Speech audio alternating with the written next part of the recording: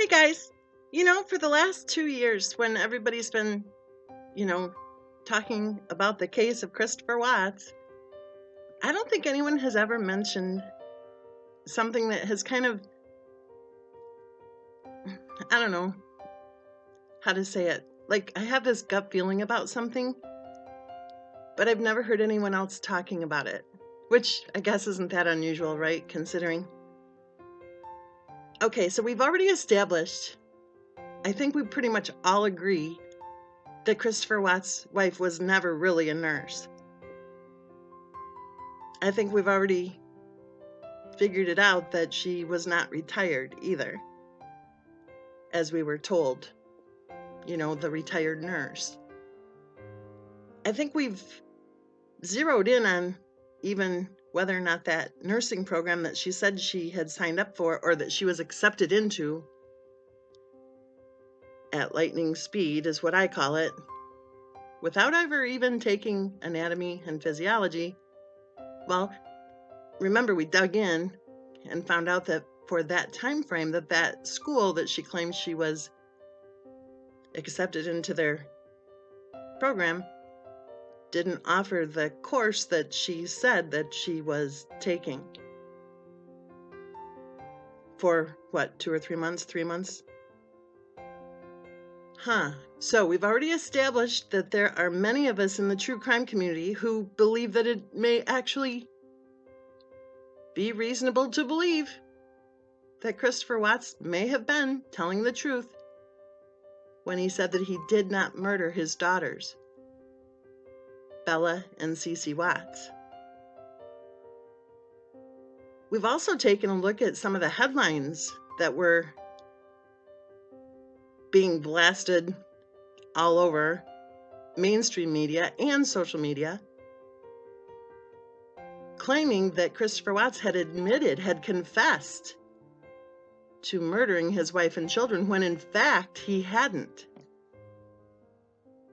But the narrative was on its way, right? The false narrative was rolling from day one. And it was disgusting. Never before have I seen a suspect or a defendant being blasted all over the news headlines as the murderer, when in fact at that point in time, Christopher Watts had the right to be presumed innocent. And before anyone starts yipping and hollering at me in the comment threads, do some research first before you try to tell me that I don't know what I'm talking about, okay? While the mainstream media, the social media fanatics pushing the false narrative and attacking innocent people who they were afraid may not fall for the false narrative, while they were going strong in the first few days, and even people closely related to the case itself who were employed and drawing a paycheck and under the umbrella of whatever agency they worked for, even they were vocal in their opinions that Christopher Watts was guilty. So we've pretty much recognized that that wasn't at all how it's supposed to be.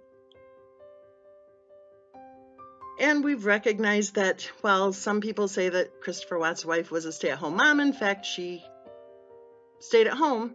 That's true. While Christopher Watts worked, and while both children were in daycare full-time. We know there was some confusion over peanuts or tree nuts. We've heard from Christopher Watts' mother herself, who insists that she never gave Cece any ice cream and that she never put Cece in harm's way.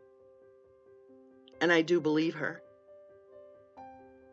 I do believe her version of events. And we've also learned a few more details about the whole, she didn't go to the wedding. His mother didn't go to the wedding. How many times should we repeat it? And how many people need to continue to repeat it? as if whether or not she attended their wedding mattered at the point that there were 2 children who were murdered in what should have been the safety of their own home. But like I was saying, we learned a few more details about that situation, didn't we? Yeah, we did. The same thing with Cece's birthday party. The 2 times that Christopher Watt's wife was in North Carolina just so happened to be the 2 times that she had kittens against her mother-in-law. Interesting.